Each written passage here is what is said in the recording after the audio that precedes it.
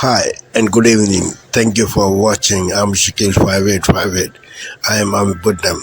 Now the latest headlines from world channels and news agencies.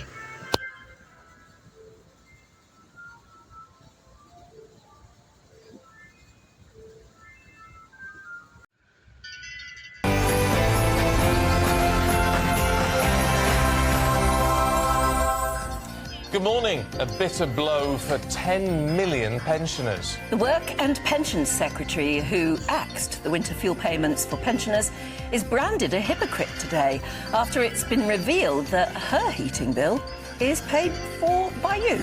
Yeah, Liz Kendall claimed just under £4,000 for a second home as an estimated 100,000 pensioners will be forced into poverty.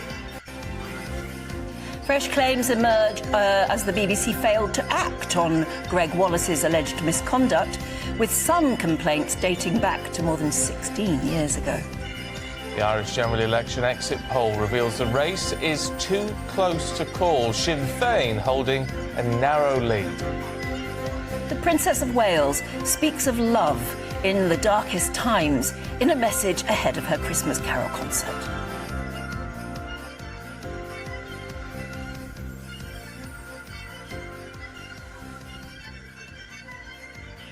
And we're really pleased that we're going to be joined by viral TikTok sensation Edwin Rayner, the 92-year-old singing granddad. And as social media influencers advise their followers on how to maximise claims for universal credit, we're asking, is it time to limit sickness benefit? Hello, good morning. Well, smoothing outbreaks of rain working their way from west to east across the UK today. It will be mild, but also quite breezy. I'll have all the details later. It's just gone 6 o'clock. I'm Stephen Dixon. And I'm Anne Diamond, and this is GB News Breakfast.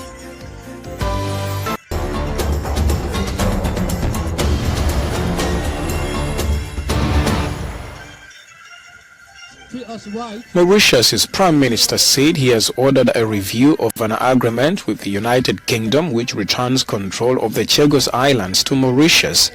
Navin Ramgoolam told Parliament that the findings would be tabled before Cabinet for consideration. And residents and business owners in the Lebanese city of Nabatea cleared debris and started rebuilding their businesses as they returned to the city Saturday after a ceasefire deal between Hezbollah and Israel. Nabatea suffered some of the heaviest bombardment. A startup based in Sao Paulo's second-largest favela, Paraisópolis, says it expected to make some 80,000 Black Friday deliveries.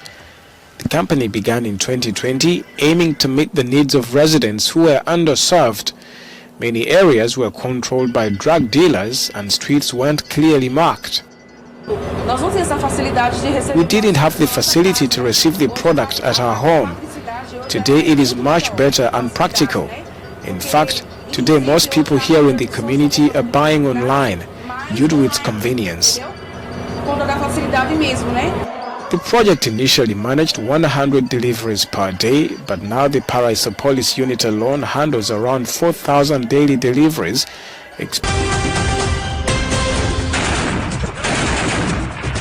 Rebel forces sweep into Aleppo and Russia conducts strikes in support of the Syrian army.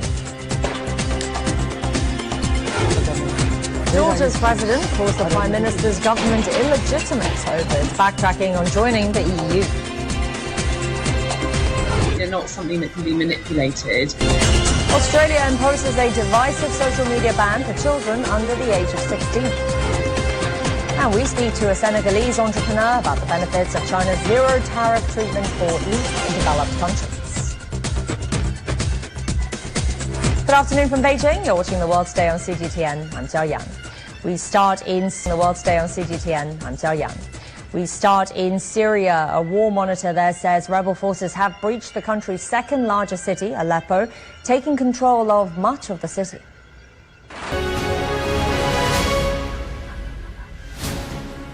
Hello, very good morning. It's 6 o'clock. Coming up on the show today, the biggest threat to Syrian President Bashar al-Assad's rule in years, with rebels taking control of large parts of Aleppo.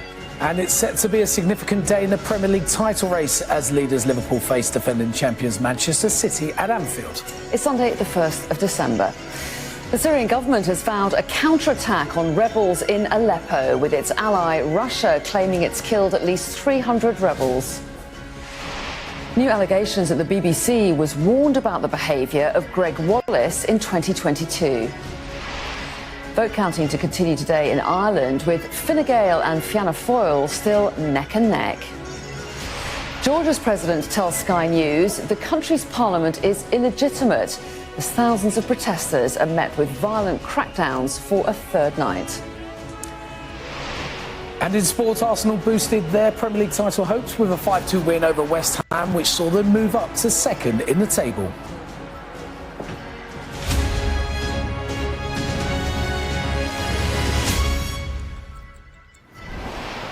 Hello, very good morning. Thanks for joining us here on The Breakfast Show.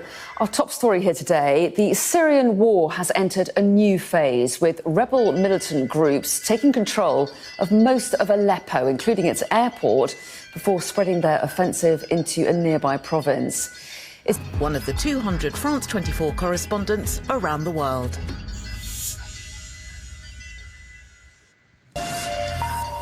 Hello, welcome back to Daybreak here on France 24. My name's Peter O'Brien. Here are your top stories. Romanians head to the polls again to elect their parliament in the middle of a controversial recount of their presidential election.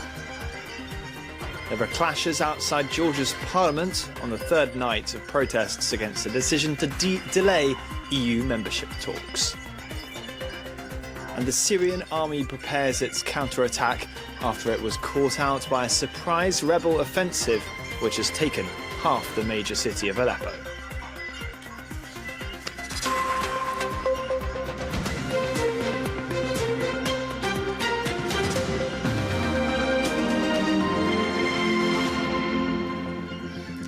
Polls have just opened in Romania for the parliamentary elections amid political chaos. The first round. This is Asia Now.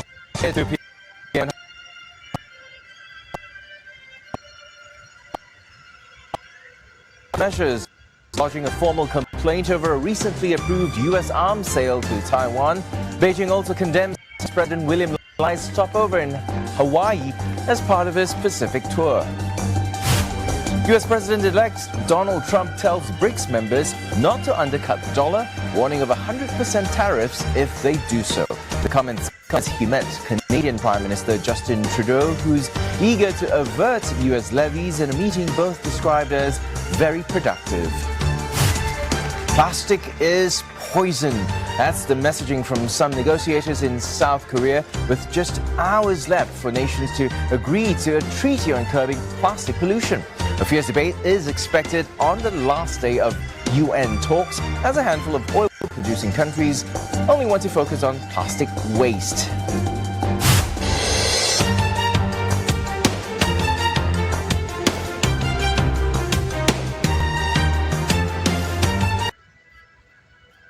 Are you ready? Oh Lord, one more time. Are you ready?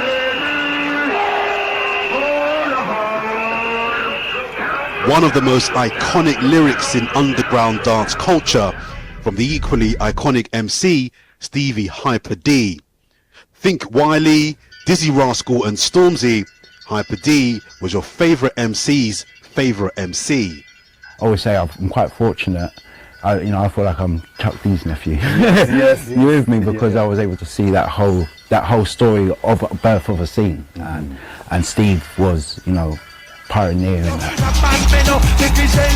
Hyper D was the first true phenomenon in an emerging rave scene that was 100% British in the early 90s. Jungle. He died in 1998, but a film about his upbringing, life and legacy has been made by his nephew, who saw it all from the start. I lived literally like 20 doors away from him, so most days after school I'd be at his house, my grand's house, chilling, and he'd be practicing with his, at that time it was like mid-80s, so it was more reggae, dancehall driven stuff. Then late 80s he started finding rave music, and that's when his style started to change. Jungle is what gave him the scope to be more lyrical, because it came derived from a hip-hop and reggae backgrounds, which are both very driven by MC culture. Where did you get your name from? And what? My name Hyper D, Stevie Hyper D. I was in the studio, because I'm always chatting fast, you're looking for a name, and at the time I just called myself Stevie D at the time. And then them lot said, man, you're Hyper. Even the DJs from the scene recognised the transition from them being the stars to the man holding the mic becoming the main draw. That start. This is DW News live from Berlin. Syria's second largest city is now mostly in rebel hands. Islamist fighters celebrate their advance into Aleppo in the biggest challenge in years to the regime of Bashar al-Assad. Also coming up, protesters clash with police for a third night in the Georgian capital Tbilisi. They're angry over the government's decision to freeze talks to join the European Union.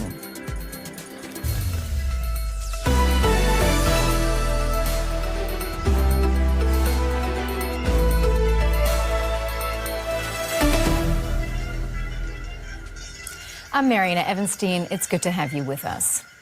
We begin with the biggest challenge in years to the regime of Syrian President Bashar al-Assad. Another lifeline cut in Gaza. The world's central kitchen suspends operations again after 3 of its workers are killed in an Israeli strike. Hello, welcome to TRT World, live from Istanbul with me, Aaron Armstrong. Also ahead on the programme. Opposition groups in Syria now control large parts of the country's second city, Aleppo, as regime forces withdraw. A night of protest, tear gas and rubber bullets around Georgia's parliament. Now the president is demanding a rerun of the elections. And jazzing things up in a South African village. We visit the club keeping people moving in older age.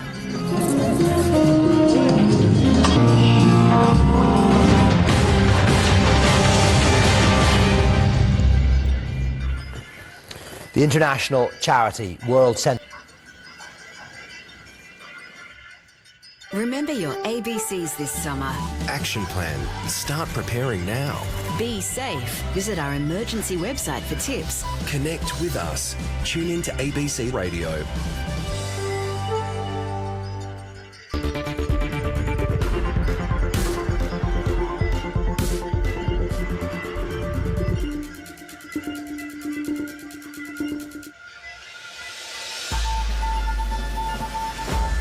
Today, the son of a couple found dead in their Sydney takeaway shop, arrested and charged with their murders.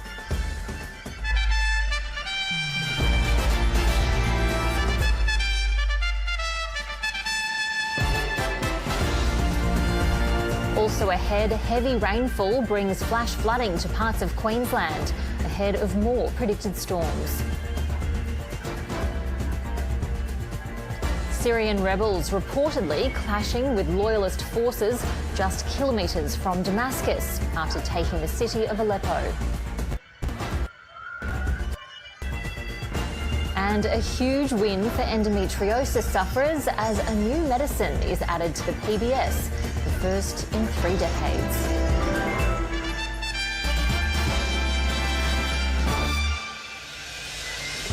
Hello and welcome to ABC News. I'm Ruby Cornish. A 31-year-old man has faced court charged with 2 counts of domestic violence murder after his parents, Hua Tek Chim and Kim Hin Gao, were found dead in their Western Sydney burger shop yesterday. Sean Tarrant Goodwin. Treacherous travel. A dangerous storm complicates the trip home from Thanksgiving for millions. The Arctic blast bone-chilling in several states. Snow piling up fast in the Northeast. Up to 6 feet expected in the Great Lakes region. I'm Allie Bauman at Newark Airport as dangerous weather threatens one of the busiest travel weekends of the year. Also tonight, Dear President Trump, my name is Idan Alexander. Proof of life. Hamas releases a new propaganda video of an American hostage. Plus, deadly strike. I'm Deborah Patter in East Jerusalem with more details on an Israeli strike in Gaza that killed 3 World Central Kitchen staff members. Shopping spree. Buyers spend big this weekend on holiday gifts. I'm Elise Preston in Commerce, California, where shoppers expect to bust their budgets. This says people around the country are still paying off debt from last year. And later, 'tis the season. We visit a Christmas tree lot in Sherman Oaks, California, to find out if supply meets demand. When Thanksgiving happens, it's always like the question, when are we going to get our tree? Because that's when like the season hits. This. Good morning, America. Treacherous travel from lake effect snow sweeping across half a dozen states, falling up to 2 inches an hour, causing whiteout conditions up to 5 feet expected. And what it means for the big football game in Buffalo and for millions of Americans heading home from the holiday. Trump and Trudeau. The president-elect meeting with Canada's prime minister amid rising tensions over Trump's tariff threats. Canada possibly looking at retaliatory measures. Shock offensive in Syria. Rebels sweep into the country's largest city. The surprise move against government forces, the first in 8 years. The renewed uprising adding even more uncertainty to the volatile Mideast. Shopping frenzy. The holiday rush is on. Shoppers flocking to stores looking to score a deal. The line was ginormous. Small Business Saturday heading into full swing. Plus, how to use AI to help you find the best deal. Epic game. Georgia battles back to beat Georgia Tech. Georgia wins it! After 8 overtimes in an instant classic. Oh, it's great in 8! All the action during high-stakes rivalry week. ESPN's Desmond Howard previews the big matchups. What lies beyond? I know what I have to do. Season screenings from Moana Now I kind of miss the lava monster. to Conclave. It seems the responsibility for the conclave falls upon you. Plus, the offerings on the small screen that means there's something for everyone. A long, long time ago, in a faraway galaxy, including Star Wars fans. Come on, kid. Pay up.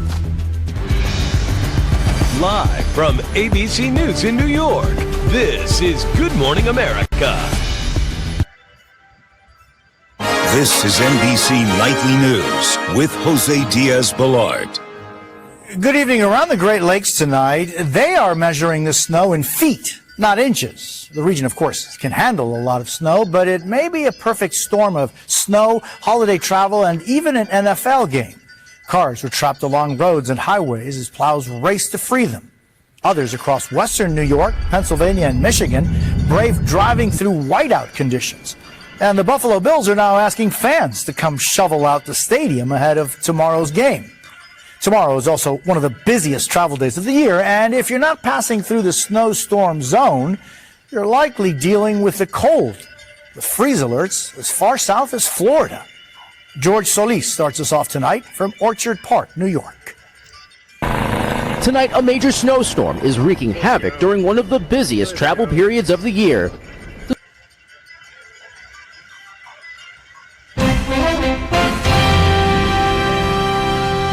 Tonight on PBS News Weekend, how the holiday shopping season is unfolding with consumers still feeling the squeeze of inflation.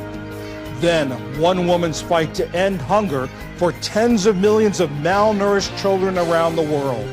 The first time that I saw a 2-year-old that looked like my newborn at home, I realized that this is an incredibly urgent situation. That is something that I could never unsee or forget about. And why black women are more likely to have unnecessary C-sections, putting them at risk for surgical complications.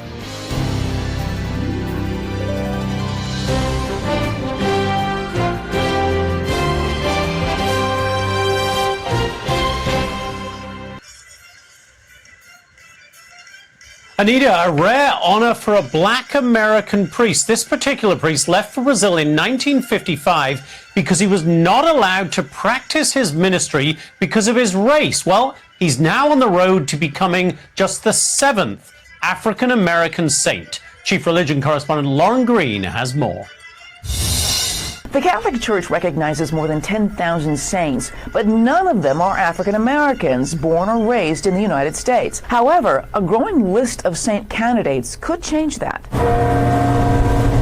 The latest on the path to canonization is the servant of God Martin de Porres Ward, a black priest born in Boston who went to Brazil because he wasn't allowed to practice ministry in America because of the color of his skin. Father Martin joins a half dozen African American men and women known as the Saintly Six, whose causes for sainthood are in the early stages. What's great about the people that are being considered now is that they were actually born in the United States. So they would technically be the first black American saints. Author and church historian Deacon Harold Burke-Sivers wrote a book about Father Augustus Tolton, a slave who became a priest. Burke-Sivers says Father Tolton will most likely be the first black American canonized. His causes are moving along.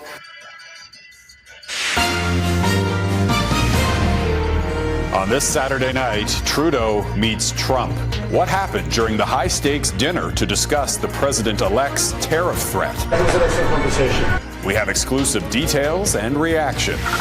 The giving season uncertainty. This is like a crucial time. Holiday charities sound the alarm over the Canada Post strike. Snowvember. Winter returns early and with a vengeance in parts of Canada and the U.S. Plus, power play. There's a lot of energy. There's so much buzz around the start of the season. The Women's Hockey League drops the puck on a new season with a new look. Global National. Reporting tonight, Jeff Semple. Good evening and thank you for joining.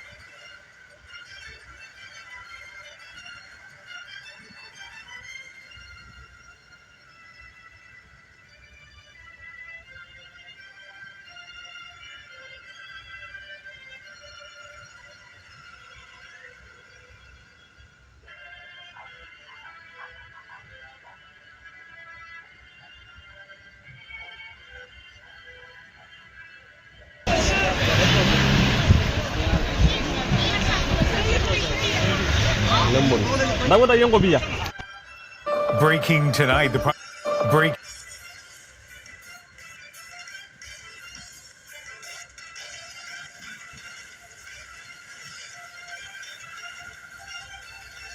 Breaking tonight, the Prime Minister's surprise trip to meet Donald Trump. Sources confirm Justin Trudeau is dining at Mar-a-Lago after Trump's tariff threat. Donald Trump, when he makes statements like that, he plans on carrying them out. What we've learned about the meeting. Holiday shopping ramps up, but some gifts are stuck in limbo. I don't know how to get them back. Your holiday parcel could cost more and be delayed. It's a little bit stressful. Notre Dame rises from the ashes. We take you inside the famed cathedral, restored and ready for visitors. From CBC News, this is The National with Ian Hanamansi. We're watching a... Let's now invite Jim Gallant, negotiator with the Canadian Union of Postal Workers. Jim, good evening and thanks for your time here on CTV News Channel. Thanks for having us on. How many employees that you're aware of have been temporarily laid off, and when did this actually begin?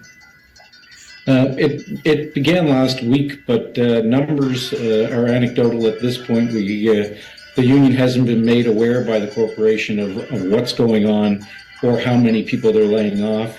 Individuals are getting back to us and telling us what's going on, but it's hit or miss.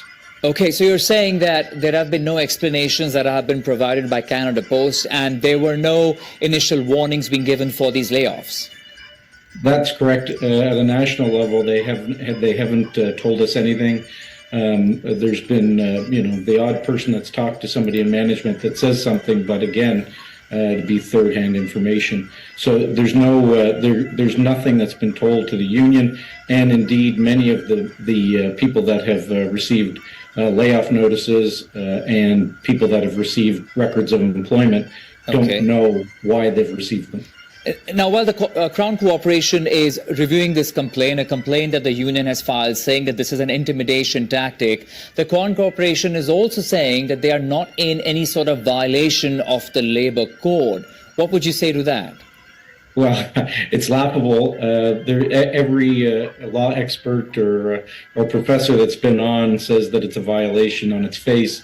They of course, they're going to say they haven't violated anything, but the proof's in the pudding. What's the advantage of telling people that they're laid off or giving them their record of employment?